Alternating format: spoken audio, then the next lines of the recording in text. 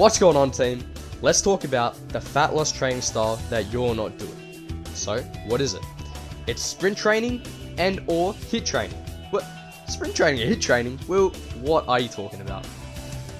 Let's go in depth. Alright, sprint training and HIIT training, what is it? Basically, you're working at 95 to 100% of your max effort for time or intervals. So, why is this so good for fat loss? It's really good for fat loss because of the high intensity that you're working at, being that 95 to 100%. Because the higher the intensity, the more energy you need to fuel that hard work, right? And the more energy that you use, the more fat you're also going to lose. I'm a poet and I didn't even know. Another benefit of sprint training, aside from fat loss, is you're also going to build muscle at the same time. So, as an example, if you think of a marathon runner, they're going to be somebody skinny, lightweight, because that's how they need to be, right? To be able to run as far as they can. They need to be light, and they need to be able to go for ages. Whereas a sprinter are actually quite muscular and lean, because they need to be explosive, right? So when you're sprinting, your muscles are going to adapt to the much higher intensity than they would for a jog or a 5k run, because it's not as intense and you don't need to work as hard. So as a quick summary, sprint training is really good for fat loss because of its high intensity, being that 95 to 100%.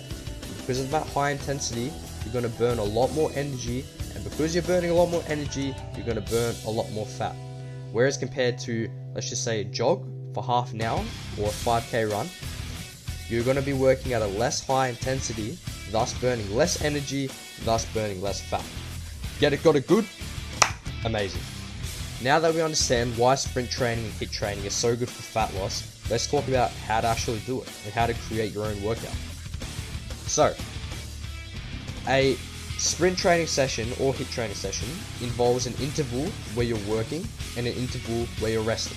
So your working interval should be between 10 to 30 seconds depending on your fitness ability, and your rest period or your rest interval should be between 3 to 5 minutes. Once again, depending on how fit you are.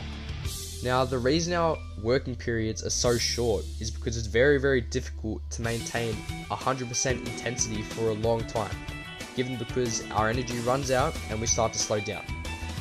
And because of that, we need time to rest, which is why our rest periods are so much longer than what our working periods are.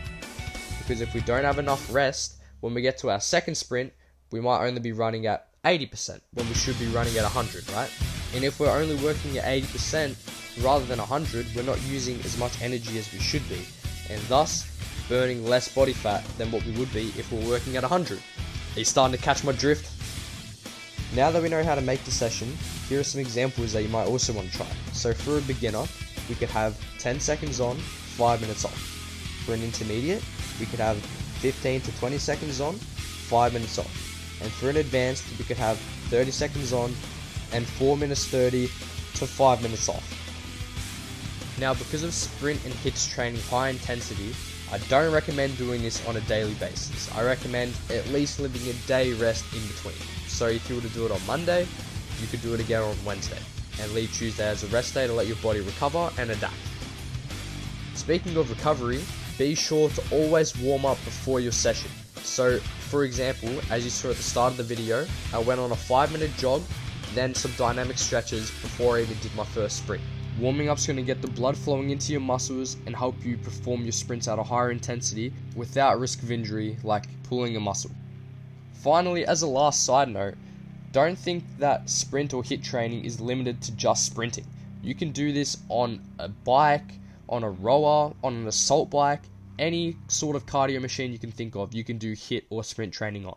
So for those that would rather not sprint because of the high impact on the joints, something maybe like a bike or an assault bike would be better.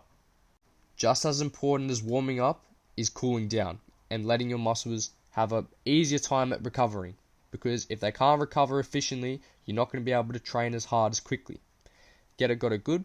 So as an example, some static stretches that you can see me doing here would be perfect for a little cool down. It only needs to be 5 minutes, but that 5 minutes will make a big difference.